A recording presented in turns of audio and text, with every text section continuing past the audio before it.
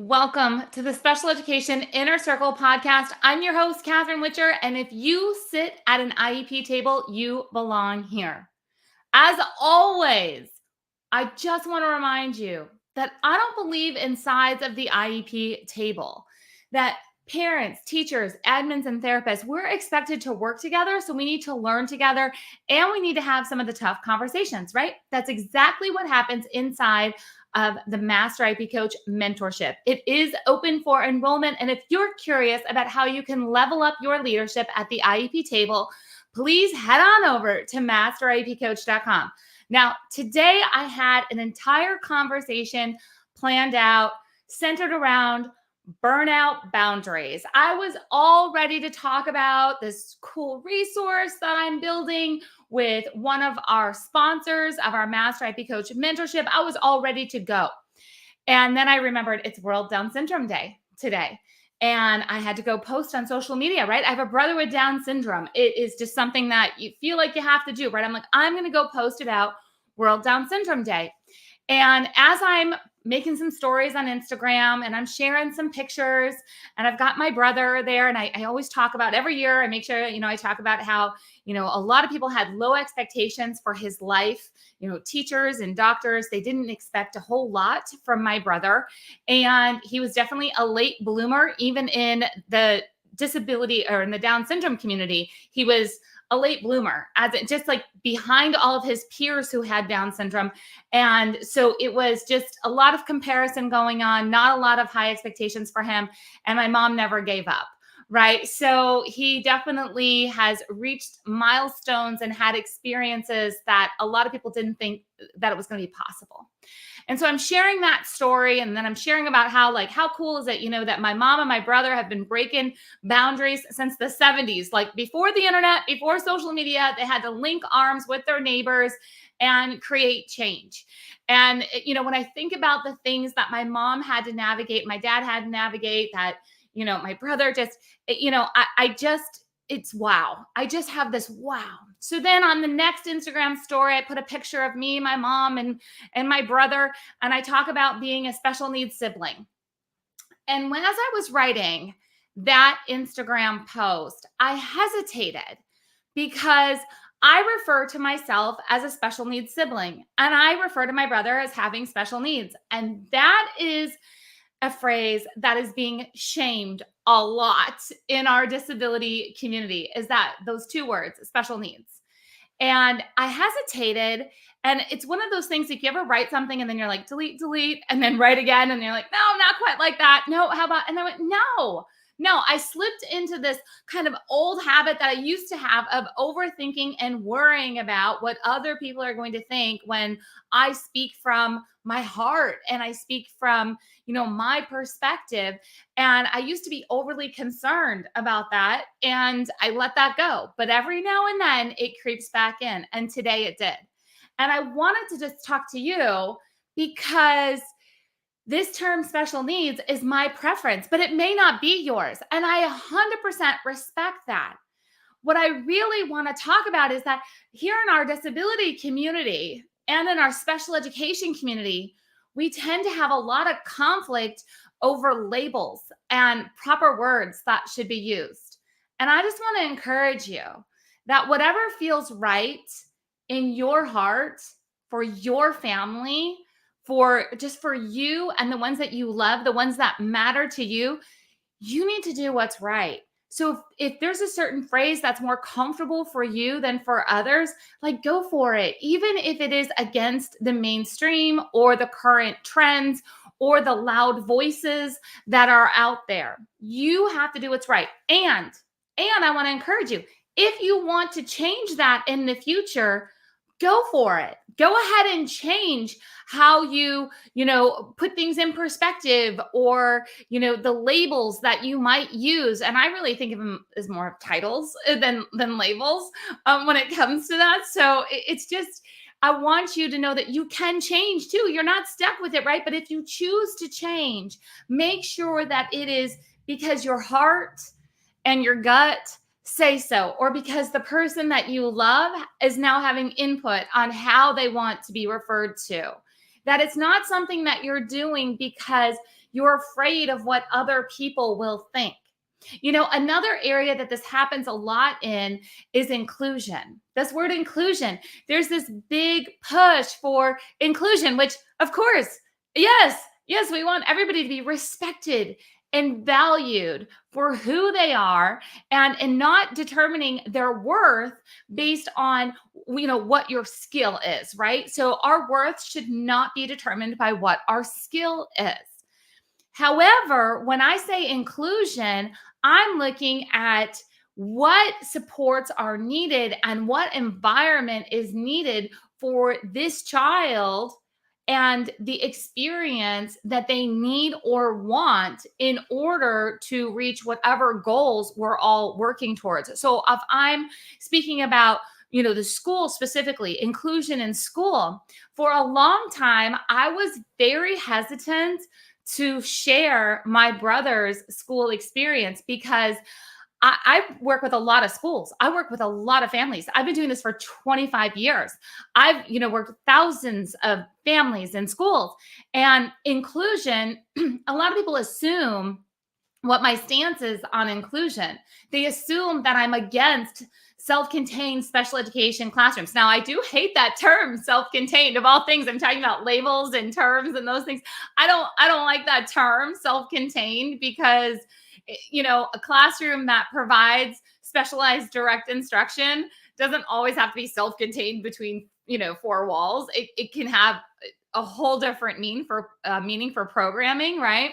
But it's something that, as inclusion, I look at what is best for the child, and looking at the full continuum of placements to me is very, very important.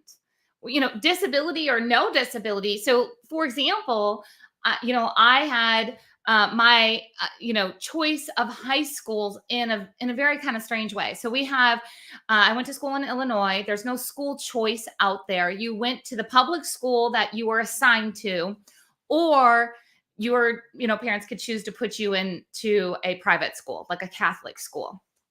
And so there was this one opportunity had just come out just as I was reaching high school age. There was a school called Project Individual Education, and it was part of our public school system, but it was super tiny, as in there were only 100 kids in each class. So freshman, through senior, right? So there's 100 kids in each class. And the way that it maintained being a public school is that 50% of the kids would be randomly drawn, like through a lottery, and 50% of the kids would be handpicked for this school, because the school was going to run different. It was going to and I can tell you, I went there, and we didn't have bells to change classes. We didn't have homework. It ran much more like a college than it did a high school. It was a really, really cool experience. And I can remember my parents asking me, do you want to go to Catholic school? Do you want to, apply to go to this Project Individual Education, which, yes, they called it PI. So do you want to go to PI, or do you want to go to this large school? And the large school was not for me. For as much as I talk, for as bold as I seem out on stage or out here on, social media or on the podcast or working on special education things, I'm actually an introvert, and I need, quiet, and I like calm, and I don't like a lot of the big hustle and bustle. So I had a choice, from my family asked me, what do you want to do in here? Now, in special education, we don't have a lot of those choices, right? A lot of times it's predetermined, which is when I say inclusion and making sure we're in the least restrictive environment, I'm looking at how do we use IDEA law as a foundation to make sure that we are looking at all of the choices and opportunities, which quite honestly are not always available to students who don't have IEPs. How do we look at this and make sure that the child is learning in their appropriate environment for them to reach their goals? So when it came to my brother's environment that he thrived in was a private therapeutic day school. And yes, it was paid for by the public school, but it was a private school. And that's because the public school could not provide an appropriate education for him. So my mom negotiated, and I say that as it was quick. Like, oh, she negotiated. Okay. She negotiated a lot. Okay. She negotiated a lot. Like, I learned a lot from my mom. I also learned a lot of things where I was like, oh, it shouldn't have to be this hard. Let's see if we can find a better way.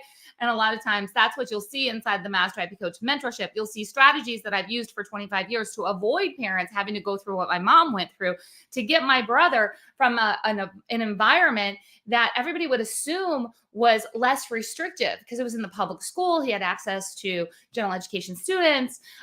He had, just a variety of opportunities. But actually, my brother, for him, a less restrictive environment to build more independence for his personality and for his just who he is as a person, he blossomed in this private therapeutic day school that most people, like, these days, I would say, would cringe. They'd be like, oh my gosh, like, that's terrible. And like, it wasn't terrible.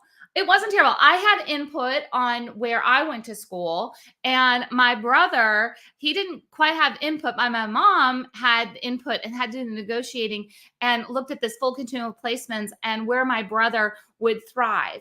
And again, for a long time, I was super nervous to share with people where my brother went to school and how he thrived in school, because there's such this talk for inclusion and least restrictive and push-in services all the time, and this is what needs to happen. And it's like, but it's not a one size fits all, right? Inclusion is not a one size fits all term.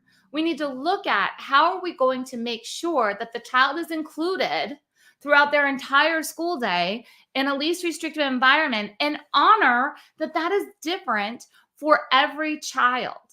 So again, I just want to make sure my teachers and parents and admins and therapists, if you're feeling that filter come through where you're like, I have to filter what I really think is right. I have to filter what I really think is happening because, the mainstream, the community. And again, this happens in our Down syndrome community. It happens in the autism community. It happens where we have this internal disagreement happening.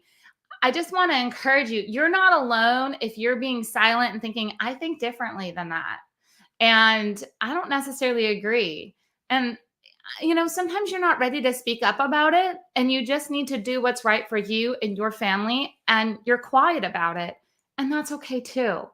It is okay to simply do what is on your heart and what is right for your family, for the ones you love, for the teachers who are making decisions in your classroom, and you've, collaborated with the parents and you're making decisions that look different than the rest of the school. Good for you. Good for you for going against what might be expected as the big, loud push, and really rooting yourself into the relationships in your classroom and doing what's right for each individual child. So on that note, happy World Down Syndrome Day. And I am looking forward to go celebrate with other families who have children and siblings and such in the Down syndrome community. For the first time, I'm celebrating World Down Syndrome Day in Tampa. So I moved here about a year ago, and we were not here, I don't believe, in last March. We were kind of going back and forth trying to get this move make it happen. And so I don't think I was here, but I'm going to go celebrate. And I would go celebrate with my brother, but he has a better social life than I do. He lives about an hour from me. And I'm pretty gosh darn sure he's going to be super busy with all of his friends. He doesn't have time for his sister. That's okay. It's all right. I'm going to see him real soon. I'm in there. So again, guys, just lean in and do this whole special education thing with your heart. Families, all the decisions you're making, do what you feel is right. And I'll see you guys next time.